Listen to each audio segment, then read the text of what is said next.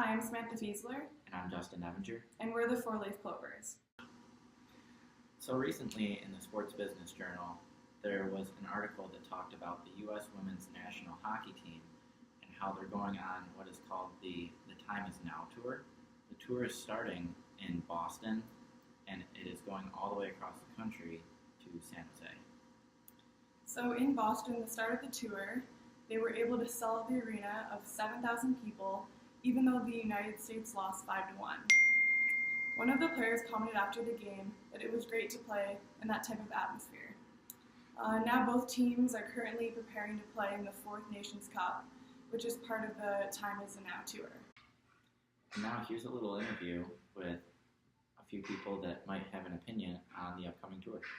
So in other recent news, the women's U.S. national team has announced that they will be playing a series of games all over the country to try to draw more interest for the upcoming Olympics. If they were to come to a city near you, would you be interested, and if so, why? Yeah, I believe so. I've never really been to a competitive women's hockey game. It would be fun to kind of go and see what the national team's all about, and yeah, I think that would be interesting to check them out. All right, thank you, Andrew. So I'm joined once again by ACHA goaltender Andrew Evars. Thanks for joining me. Absolutely, thanks for having me. All right, so tonight we're going to talk a little bit about an recent event in the Sports Business Journal. A woman was regarded as a top agent in the NFL. How would you feel about having a woman represent you as an agent? If they can do the job just as well as any other person, I think I would have no problem with that. If I'm looking to land a huge contract and she can give me the best deal possible, I'm totally for that. I should be making millions pretty soon, so I'll be looking for an agent myself. But if she can get the job done just as well, I have no problem. You know what? I will definitely be forwarding her contact information for you. Appreciate that. Thank you. All right, I'm here with Mercy Hurst running back Grayson Taylor. Grayson, thanks for being here. No problem, man. All right, in light of recent events with quarterback Cam Newton, how would you feel if a female were to ask you the same questions that he was asked? Well, regardless of my true feelings, being that popular of a celebrity, it would be in my best interest to say the right things, especially in the face of all the media.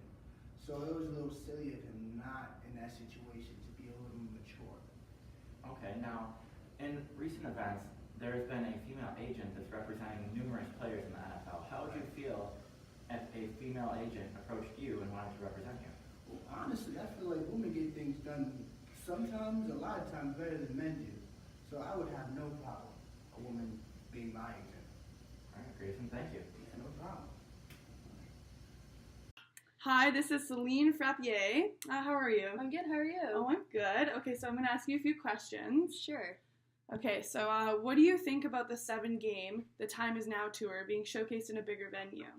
Well, I think that now that the games are held at a higher, bigger venues with more seating, it encourages individuals in the community to come out and support their country. Now that there's more seating, more people can come out and watch.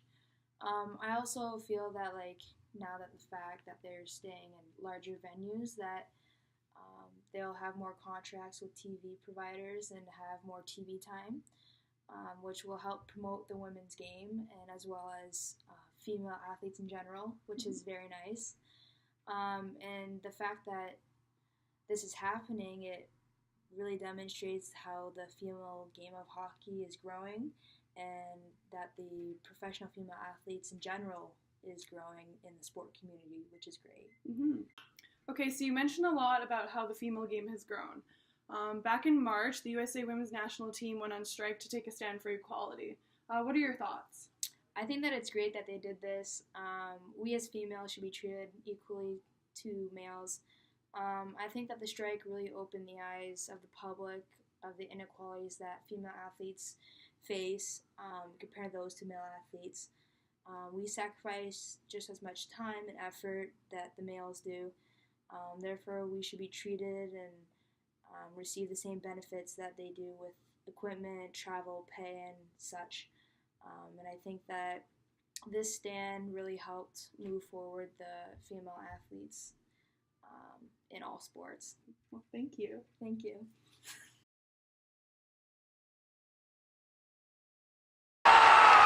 The USA women's hockey team owns the ice, a medal in every Olympics since 1998, world champions 3 years in a row. But when this year's championship kicks off on Friday, the team says they won't be playing. They're boycotting. We need more visibility, we need more games, and we need to be paid properly. Tonight, the team is locked in negotiations with USA Hockey, hoping to get a deal. They say they don't get nearly the support the men get, flying coach instead of business, sharing hotel rooms instead of getting their own. The men can practice full-time and travel to games relying on NHL salaries, but women can't earn anywhere near that kind of money playing professionally. The hockey players are being backed across the sports world, pros from the NHL, NBA, and baseball, along with 14 U.S. senators who wrote a letter to USA Hockey to express their serious concern. And with the boycott looming, USA Hockey went looking for replacements, but some of the high school and college players they asked just said no. One of the most controversial topics in modern-day sports is the issue of transgender athletes. In this case, an Australian athlete, Hannah Mounsey. She was not allowed to participate in the 18th AFL draft, even though her hormone levels would have been acceptable for an Olympic athlete. The Australian committee ruled against her because of an act called the Victorian Equal Opportunity Act. This act basically says that gender discrimination is allowed of strength, stamina, or physique involved. Football being a very physical and rough sport, they believe Mounsey's genetic advantages would be deemed unfair and against equal opportunity.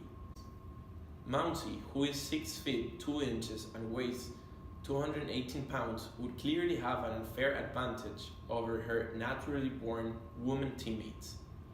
Mounsey understood the decision and accepted it gratefully.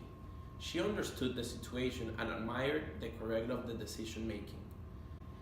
Even though this situation turned out this way, these situations may be very subjective and can lead to people believing they are being discriminated because of their transgender status. All these decisions should be made for the good of sports in general.